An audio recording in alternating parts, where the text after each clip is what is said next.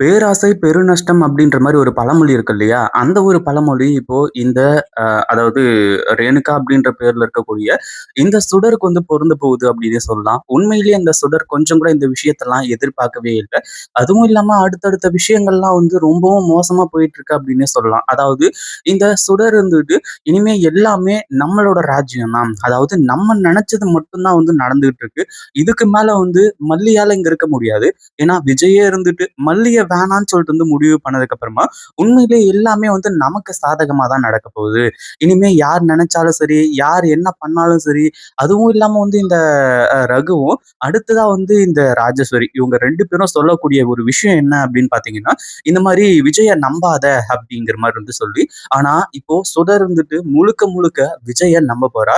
உண்மையிலேயே இந்த ஒரு விஷயத்த எதிர்பார்த்திருக்கவே மாட்டாங்க. அடுத்ததா சுடர் இருந்துகிட்டு இப்போ இந்த ராஜேஸ்வரி கிட்ட விஜய் உண்மையிலேயே திருந்திட்டாரு. அதாவது மல்லிய வேணான்னு நினைக்கிறாரு. மல்லிக்கு விவாகரத்து குடுக்கணும்னு நினைக்கிறாரு. இதுக்கப்புறம் எனக்கு எந்த ஒரு பிரச்சனையும் இல்ல. எல்லாமே பெர்ஃபெக்ட்டா போயிட்டு இருக்கு.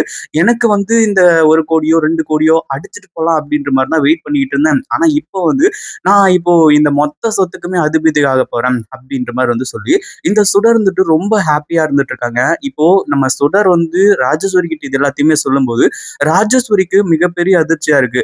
ஏன்னா இத்தனை நாள் விஜய் பண்ணத சுத்தமா நம்பல. அதாவது என்ன நடந்துச்சு? ஒரு பக்கம் வந்து விஜய் இருந்துட்டு மல்லி கிட்ட பயங்கரமா கோவமா பேசுறது. மல்லி இருந்துட்டு விஜய் கிட்ட கோவமா பேசுறது. இப்படி எல்லாமே நடந்துகிட்டு இருந்துச்சு. அடுத்ததா அத விட தாண்டி இன்னொரு ஒரு விஷயம் என்ன நடந்துச்சு அப்படின்னு பார்த்தீங்கன்னா, இந்த ராஜேஸ்வரி கண்ணு முன்னாடி இது நடந்துச்சு. விஜய் இருந்துட்டு நேரா போய் கதிரேசன் கிட்ட, நிஷா கிட்ட, இந்த சுடர் இவங்க எல்லாருமே இருக்கும்போது, விஷயத்த பட்டுன்னு போட்டு உடைச்சாங்க. இந்த மாரி வந்து மல்லி எனக்கு தேவை கிடையாது. மல்லிக்கு பணத்த செட்டில் பண்ணி இங்கிருந்து அனுப்பிச்சிடலாம் அப்படிங்கிற மாரி வந்து சொல்லி, ஆனா இங்க சுடர் வந்து அவ்ளோ சந்தோஷமா இருந்தா. ஆனா இந்த முதல்ல ராஜேஸ்வரி இருந்துட்டு, இந்த மாரி விஜய் சொல்றது எல்லாத்தையுமே நீ நம்புறியா? விஜய் வந்து கண்டிப்பா அப்படி பண்ண மாட்டான். விஜய பத்தி உனக்கு தெரியாது. எனக்கு தான் நல்லாவே தெரியும். அப்படி இப்படிங்கிற மாரி சொல்லி, இது எல்லாமே அவங்க போடுற டிராமா அப்படின்ற மாரி இந்த சுடருக்கு புரிய வைக்கணும்னு நெனச்சாங்க. ஆனாலும் சுடர் இருந்துட்டு, இல்ல விஜய பத்தி எனக்கு நல்லா தெரியும். மல்லிய வந்து அவரு வந்து உண்மையிலேயே வெறுக்கிறாரு அப்படின்ற மாரி சொன்னாங்க. ஏன்னா கூட்டிட்டு போய் அங்க சண்டை போட்டது, இது எல்லாமே வச்சு. ஆனா அதே சமயத்துல ராஜேஸ்வரி சொல்லக்கூடிய விஷயம், நீ வந்து சொன்னது எல்லாமே ஓகே தான். இன்னைக்கு நைட்டு விஜய் வீட்டுக்கு வரானான்னு பாரு. அதே மாரி விஜய் கிட்ட வந்து கொஞ்சம் ரொமான்ஸ் பண்ணு. அதாவது கொஞ்சம் அளவுக்கு மீறி போ. அப்போ விஜய் என்ன பண்றான் அப்படின்றது உனக்கே நல்லாவே தெளிவா புரிய வரும். அப்படின்ற மாரி வந்து சொல்லி, இப்போ இந்த ராஜேஸ்வரி வந்து இந்த சுடர் கிட்ட சொல்றாங்க. ஏன்னா விஜய் வந்து நடிக்கிறாரு அப்படின்னா, கோவப்பட்டு ஒண்ணு இந்த சுடர அறைவாங்க. இல்ல அப்படின்னா அந்த இடத்துல வந்து விஜய் அதுக்கு வந்து ஒத்துக்கவே மாட்டாரு. அதாவது அந்த ஒரு இடத்துல ரொமான்ஸோ இல்ல வந்து வேற ஏதாச்சும் வந்து நடக்கிறதோ, அந்த மாரி எதுக்குமே வந்து விஜய் வழியே குடுக்க மாட்டாரு. அந்த ஒரு விஷயம் நல்லாவே தெரியும். ஆனா இத விஜய் எப்படி ஹேண்டில் பண்ண போறாரு அப்படிங்கிறது தான் மிகப்பெரிய விஷயமா இருந்துட்டு இருக்கு. உண்மையிலேயே விஜய் அடுத்ததா செம்மையா ஹேண்டில் பண்ண போறாரு. இதுக்கு மூல காரணமா இருக்கிறது நம்ம மல்லி மட்டும் தான். இனிமே யார் நெனச்சாலுமே அந்த ஒரு விஷயத்த சுத்தமா தடுக்கவே முடியாது அப்படின்னு தான் சொல்லணும். அதாவது இப்ப என்ன ஆச்சு அப்படின்னு பார்த்தீங்கன்னா, ரகுவ மீட் பண்ணும்போதும் சுடருக்கு இதே ஒரு கொஸ்டின் தான் வந்துச்சு. ரகு இருந்துட்டு இந்த மாரி ரூ. 50,00,000 வந்து மறுபடியும் நீ ஷேர் கேட்காத. அந்த ரூ. 50,00,000 எனக்கு குடுத்த சன்மானமா நெனச்சுக்கோ. ஏன்னா நான் வெளிய இருந்து வேல பார்த்தேன். உனக்கு என்னென்னமோ உதவி பண்ணேன். இது எல்லாத்துக்குமா சேர்த்து எனக்கு வந்து ஒரு அந்த ஒரு பணத்த குடுத்த மாரி நீ வச்சுக்கோ. நீ அந்த வீட்ல பணத்த அடிச்சுட்டு வந்து நீ எஸ்கேப் ஆயிடு அப்படின்ற மாரி சொல்லியிருந்தாங்க.